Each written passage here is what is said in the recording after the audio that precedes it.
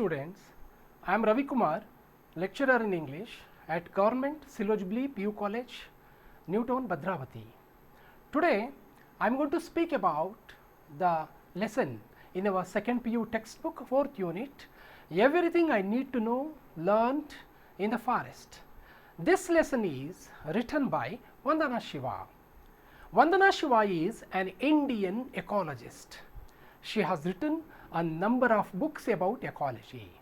She says that she learned everything in the forest of Himalaya because she spent her childhood in the forest of Himalaya. Her father was a forest conservator.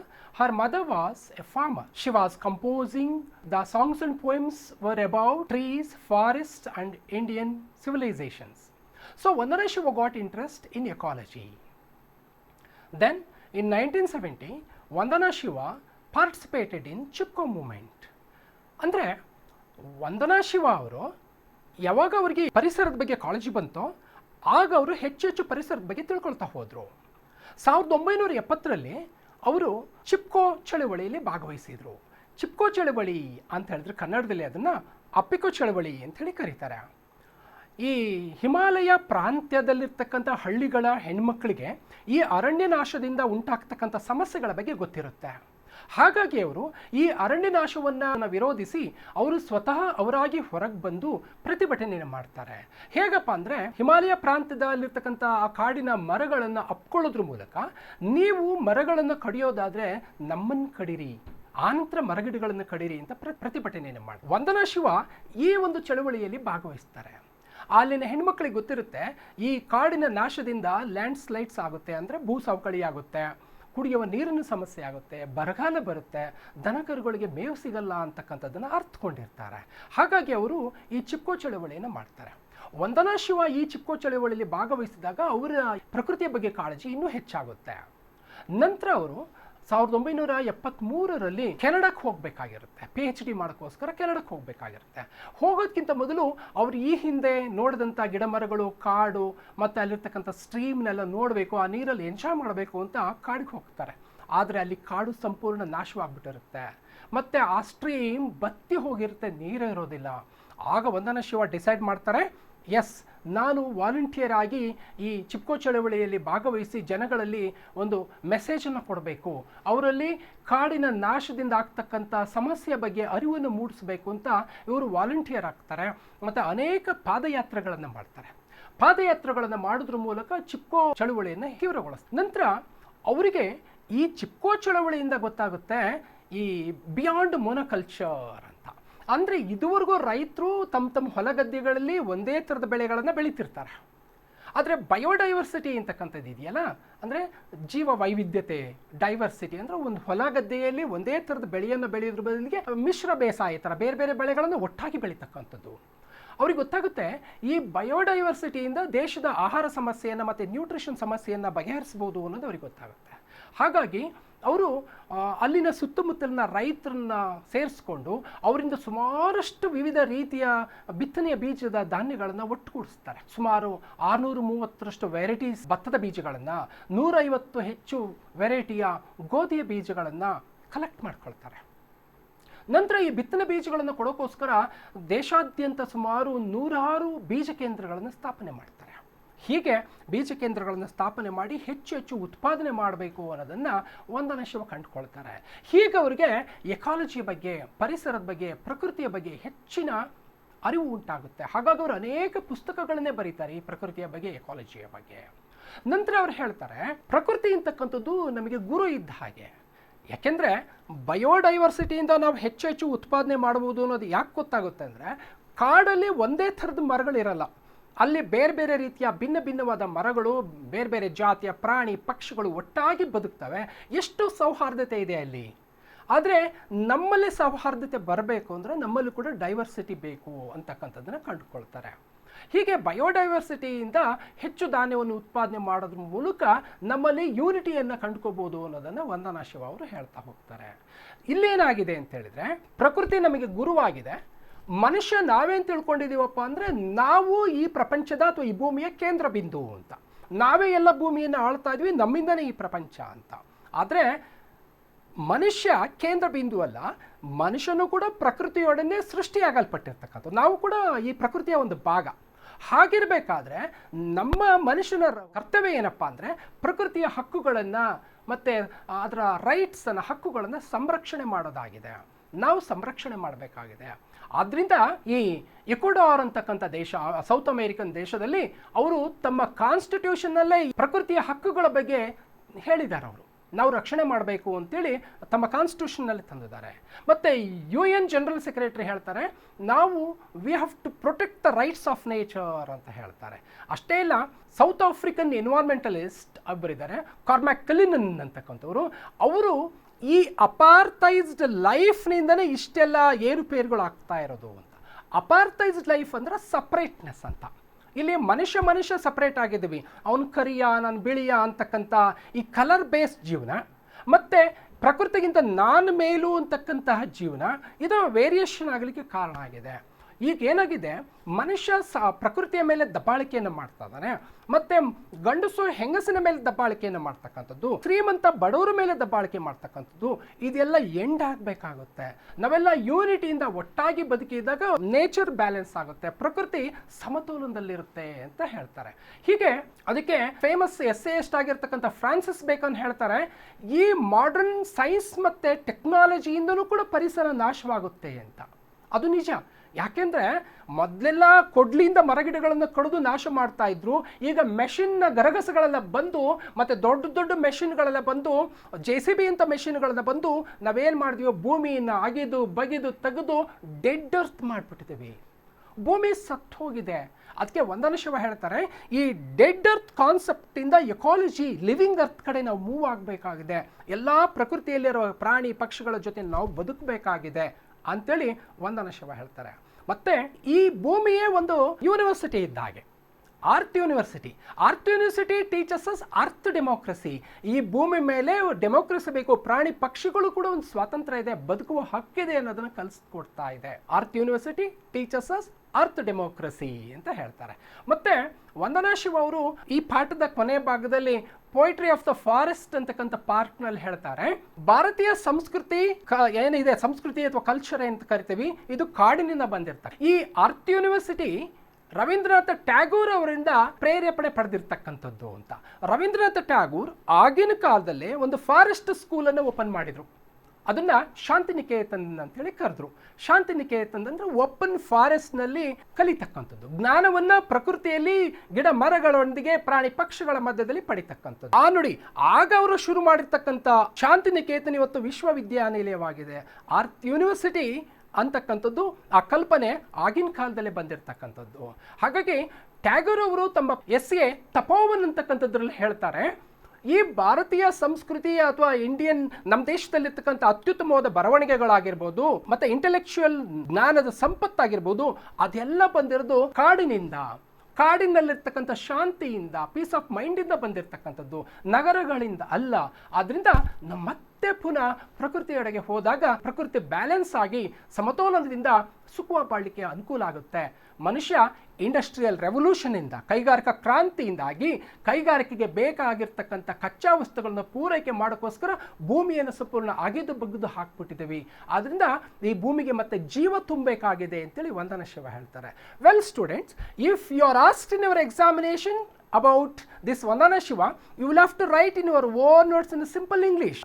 If you are asked in your examination, Vandana Shiva's ecology, you will have to write in your own English that Vandana Shiva is an ecologist. She has written a number of books about ecology, and she has spent her childhood in the forest of Himalaya because her father and mother were in the forest. Mother was agriculturist, father was a forest conservator, mother was composing many songs and poems for her, so that Vandana Shiva got interest in that.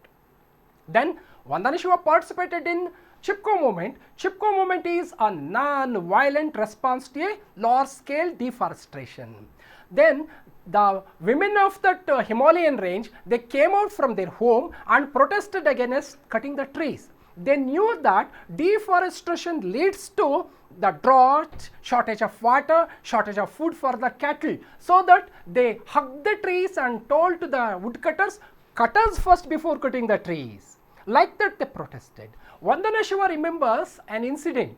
in a Himalayan range, there was a village called Advani. In that village, there was a woman called Bachni Devi. Her husband got contract to cut the trees. Then that Bachni Devi with all the other women went to forest and protested against the woodcutters by showing in the lighted lanterns. Sang a song. They were telling that we came here to teach you the forestry. The forest officer came and told that this forest gives us logs and profit and gum and everything. But these women said that no, forest means, it doesn't mean that logs or gum or profit. It gives us life, stops the soil erosion, it gives the food for our cattle, it gives water, it gives fuel for our hearth. Like that they protested. Then Vandana Shiva, she had to go to Canada to do her PhD. Before that, she wanted to see the forest where she had enjoyed. When she goes there, there was no forest, that was completely destroyed. Then she saw that there was no stream. Then she decides to become a volunteer of Chipko. She did many Padayatras and tried to spread the message of Chipko. Then Vandana Shiva says that from this Chipko movement, she learned biodiversity. So far people were growing only the same crop in the same field, that is monoculture. She came to know that there is a need of shifting from monoculture to biodiversity. In the forest, there will be different of trees, different types of animals and birds, they are living together. There is diversity and peace that we have to adopt in our life. So if we adopt that biodiversity, we can produce more and more food grains, and that will be the answer for the shortage of food grains in our nation. That Vandana Shiva adopted in her field. So that she wanted to show that to the farmers. So that she opened farm called Navadanya Farm in Doon Valley. There, with the help of other farmers, she collected more than 630 varieties of paddy seeds, more than 150 varieties of wheat and other hundreds of other species. In order to distribute all that seeds to the farmers, she opened more than 100 seed banks all over India. Like that, Navadanya or this biodiversity improves our economy, that she found. Then she says that in the part of nature, nature is our teacher. It teaches us unity in diversity. What we are doing, we are completely spoiling that nature. We are making this earth as a dead matter. For our selfish motive, due to that industrial revolution, we are digging the earth for raw materials. So we have to move from this dead earth to the living earth. What we are thinking, we are the center of this universe, but it's not like that. We are also co-created with the nature. Our duty is to protect and respect the rights of that nature. That Vandana Shiva says. So what we have to do is, we have to move from this anthropocentrism to ecocentrism. That means respecting the nature. The famous essayist Bacon says that this modern technology and science is dangerous for the nature. And even in South American country, Ecuador, it has recognized the rights of nature in its constitution. Then US General Secretary says that we have to respect the nature. South African environmentalist Cormac Cullinan says that this apartheidized life is dangerous. What man is doing on the basis of color, we are doing the discrimination, the black and white all then. By the same time, we are doing the discrimination in the nature also. We are exploiting the nature. Men are exploiting the women. Rich people are exploiting the poor people. Like that, this exploitation, this discrimination should be stopped. So if we come out from that apartheidized life, separate life, and if we start to lead the life together, then we can lead a very good life and nature will be balanced. Vandana Shiva says in this part. At the end of that lesson, Vandana Shiva says, Rabindranath Tagore, Indian national poet, he got Nobel Prize for Literature. He says that he at the time itself opened a forest school. That's called Shantiniketan. It has become a university. There is a need of moving from this land to the forest. Tagore in his essay Tapovan says that this Indian culture, Indian thoughts, intellectual ideas, they have come from the piece of forest, not from the cities. So we have to move from this urban life to the forest to lead a peaceful life. Like that, Vandana Shiva says that we have to lead a life with the animals in order to lead a peaceful life. We have to stop this digging the earth for industry. And she says that Of course, we need some material or resource from the forest. We have to use it for our convenience, not for our greed. Then only the nature will be balanced. I hope that you got my points and understood what I've talked today regarding Vandana Shiva. Now I shall move to the grammar point. My dear students, in our annual examination question paper, 26th question is about passive voice. You will be asked, fill in the blanks with the appropriate forms of the verb. 3 ಮಾರ್ಕ್ಸಿಗೆ ಪ್ರಶ್ನೆ ಇರುತ್ತೆ. ಅದು ತುಂಬ simple ಆಗಿದೆ, ತುಂಬ easy ಆಗಿದೆ. ನೀವು ಅದ್ರ ಬಗ್ಗೆ ಏನು ಆತಂಕ ಪಡಬೇಕಾಗಿಲ್ಲ. ಕೊಟ್ಟಿರ್ತಕ್ಕಂಥ ವಾಕ್ಯದಲ್ಲಿ ನೀವು ಒಂದು ವಾಕ್ಯ ಕೊಟ್ಟು ಒಂದು ಡ್ಯಾಶ್ ಕೊಟ್ಟು ಬ್ರಾಕೆಟಲ್ಲಿ ಒಂದು ಮೇನ್ ವರ್ಬನ್ನು ಕೊಟ್ಟಿರ್ತಾರೆ. ಅದನ್ನೇನು ಮಾಡಬೇಕಪ್ಪ ಅಂದ್ರೆ ಫಸ್ಟ್ ನೀವು ಕಂಪ್ಲೀಟ್ ಪ್ಯಾರಾಗ್ರಾಫನ್ನು ಬರ್ಕೋಬೇಕು. ಕಂಪ್ಲೀಟ್ ಪ್ಯಾರಾಗ್ರಾಫನ್ನು ಬರೆದು ಡ್ಯಾಶ್ ಬಿಟ್ಕೊಂಡಿರಬೇಕು ಆನ್ಸರ್ನ ಫಿಲಪ್ ಮಾಡಲಿಕ್ಕೆ. ಬರೀ ಓನ್ಲಿ ಆನ್ಸರ್ನ ಬರೀಬಾರ್ದು, ಪ್ಯಾರಾಗ್ರಾಫನ್ನೇ ಬರೆದು ಡ್ಯಾಶ್ ಬಿಟ್ಕೊಂಡು ಆ ಡ್ಯಾಶ್ಗಿಂತ ಮೊದಲಿರ್ತಕ್ಕಂಥ ಸಬ್ಜೆಕ್ಟನ್ನು ನೋಡಬೇಕು. ನೋಡಿ, ಇಲ್ಲಿ ಚಿಪ್ಕೋ ಮೂಮೆಂಟ್ ಅಂತ ಇದೆ. ಆ ಚಿಪ್ಕೋ ಮೂಮೆಂಟ್ಸ್ ಸಿಂಗ್ಯುಲರ್ ಪ್ಲೂರಲ್ ಅಂತ ತಿಳ್ಕೊಬೇಕು. ಯೂಶಲಿ ಪಾಠದ ಪ್ರಶ್ನೆಗಳನ್ನು ಕೇಳಿದಾಗ ಅವು ಪಾಸ್ಟ್ ಟೆನ್ಸಲ್ಲೇ ಇರ್ತವೆ. ಫಸ್ಟು ಪ್ರೆಸೆಂಟ್ ಪಾಸ್ಟ್ ತಿಳ್ಕೊಬೇಕು. ಯೂಶಲಿ ಪಾಸ್ಟ್ ಟೆನ್ಸಲ್ಲಿರುತ್ತೆ. ಆನಂತರ ಸಿಂಗ್ಯುಲರ್ ಪ್ಲೂರಲ್, ಏಕವಚನ ಬಹುವಚನ ಸಬ್ಜೆಕ್ಟ್ ನೋಡ್ಕೋಬೇಕು. ಸಬ್ಜೆಕ್ಟ್ ಸಿಂಗ್ಯುಲರ್ ಆದರೆ ವಾಸ್ ಹೆಲ್ಪಿಂಗ್ ವರ್ಕ್ ತುಂಬಬೇಕು, ಸಬ್ಜೆಕ್ಟ್ ಪ್ಲೂರಲ್ ಆಗಿದ್ರೆ ವರ್ ಹೆಲ್ಪಿಂಗ್ ವರ್ಕ್ ತುಂಬಬೇಕು. ಈ ವಾಕ್ಯದಲ್ಲಿ ಸಬ್ಜೆಕ್ಟ್ ಸಿಂಗ್ಯುಲರ್ ಆಗಿದೆ, ಚಿಪ್ಕೋ ಮೂವ್ಮೆಂಟ್ ಅಂತ ಇದೆ. ಹಾಗಾಗಿ ಹೆಲ್ಪಿಂಗ್ ವರ್ಬ್ ವಾಸ್ ಅನ್ನು ತುಂಬಿಕೊಂಡು ಸ್ಟಾರ್ಟ್ ಅಂತ ಬ್ರಾಕೆಟಲ್ಲಿ ಇದೆಯಲ್ಲ ಅದನ್ನು ವರ್ಬ್ 3 ಮಾಡಿದ್ರೆ ಸ್ಟಾರ್ಟೆಡ್ ಅಂತ ಆಗುತ್ತೆ. ಅಲ್ಲಿಗೆ ಆ ವಾಕ್ಯ ಕತೆ ಮುಗಿದೋಯ್ತು. You will get 1 mark for that. ಎರಡನೇ ವಾಕ್ಯದಲ್ಲಿ ನೋಡಿ, ಮೆನಿ ಬುಕ್ಸ್ ಅಂತ ಸಬ್ಜೆಕ್ಟ್ ಇದೆ. ಅದು ಸಿಂಗ್ಯುಲರ್ ಪ್ಲೂರಲು. ಮೆನಿ ಬುಕ್ಸ್ ಅನ್ನೋದು ಪ್ಲೂರಲ್ ಆಗಿದೆ, ಬಹುವಚನ ಆಗಿದೆ. ಆದ್ದರಿಂದ ಇದು ಪಾಸ್ಟ್ ಟೆನ್ಸ್ ಅಂತ ತಿಳ್ಕೊಳ್ಳಿ. ಬಹುವಚನ ಆಗಿರೋದ್ರಿಂದ ಬ್ರಾಕೆಟಲ್ಲಿ ರೈಟ್ ಇದೆ. ಈ ಮೆನಿ ಬುಕ್ಸ್ ಪ್ಲೂರಲ್ ಆಗಿರೋದ್ರಿಂದ ವರ್ ಹೆಲ್ಪಿಂಗ್ ವರ್ಕ್ ತುಂಬ್ಕೋಬೇಕು. ವರ್ ಹೆಲ್ಪಿಂಗ್ ವರ್ಕ್ ತುಂಬಿಕೊಂಡು ಬ್ರಾಕೆಟಲ್ಲಿರೋ ರೈಟ್ ಅನ್ನು ವರ್ಕ್ 3 ಮಾಡಿದ್ರೆ ರೈಟ್, ರೋಟ್, ರಿಟನ್. ಆ ಮೂರನೇದು ಇದೆಯಲ್ಲ ವರ್ಕ್ 3, ಆ ರಿಟನ್ ಅನ್ನು ತುಂಬಬೇಕಾಗುತ್ತೆ. ರಿಟನ್ ಬೈ ವಂದನಾ ಶಿವ ಅಂತ ಆಯಿತು. ಅದೇ ರೀತಿ ಮೂರನೇ ವಾಕ್ಯವನ್ನು ನೋಡಿ, ನವಡೇಸ್ ದ ಅನಿಮಲ್ಸ್. ನಾನು ಆಗಲೇ ಹೇಳಿದೆ, ಫಸ್ಟ್ ಪಾಯಿಂಟ್ ನೀವು ಚೆಕ್ ಮಾಡಬೇಕಾಗಿರೋದು ವಾಕ್ಯ ಪ್ರೆಸೆಂಟಲ್ಲಿದೆಯೋ ಪಾಸ್ಟಲ್ಲಿದೆಯೋ. ಎರಡನೇದು ಸಿಂಗ್ಯುಲರೋ ಪ್ಲೂರಲೋ. ಈಗ ಈ ವಾಕ್ಯ ಪ್ರೆಸೆಂಟೋ ಪಾಸ್ಟೋ ಅಂತ ತಿಳ್ಕೊಬೇಕಲ್ವಾ. ನೋಡಿ, ನವಡೇಸ್ ಇಂದಿನ ದಿನಗಳಲ್ಲಿ, ಈ ವಾಕ್ಯ ಪ್ರೆಸೆಂಟ್ ಟೆನ್ಸಲ್ಲಿದೆ. ನವಡೇಸ್ ಅಂದರೆ ಇಂದಿನ ದಿನಗಳಲ್ಲಿ ಅಂತ. ಹಾಗಾಗಿ ಈ ವಾಕ್ಯ ಪ್ರೆಸೆಂಟ್ ಅಂತ ತಿಳ್ಕೊಬೇಕು. ನವ್ ಅಂತ ಇದ್ದರೆ, ನವಡೇಸ್ ಇದ್ದರೆ ಪ್ರೆಸೆಂಟಲ್ಲಿರುತ್ತೆ.